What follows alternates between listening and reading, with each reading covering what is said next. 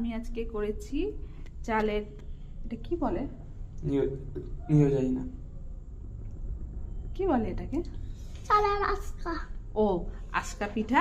তো এই যে গুলাটা গুলে রেখেছি চালের গুঁড়ো দিয়ে, একটু হালকা লবণ দিয়ে। আর এইটা কার্তিক পুজোর মেলাটা খাবো আমি খেজুর গুড় দিয়ে। খেজুর গুড় দিয়ে খেতে দারুণ লাগবে। শীতের দিনে তো পিঠে খাওয়ারই দিন, আর এই পিঠাটা খেতে এত দারুণ লাগে গরম গরম। নে বাবু নে, খেয়ে নে, গরম হয়ে আছে, এখনই খা। মা একটু গুড় দাও না। আরো গুড়? তাহলে তো টেস্টে মজা আসবে। মা একটু কেমন লাগছে? এবার মনে হচ্ছে শীত চলে এসেছে।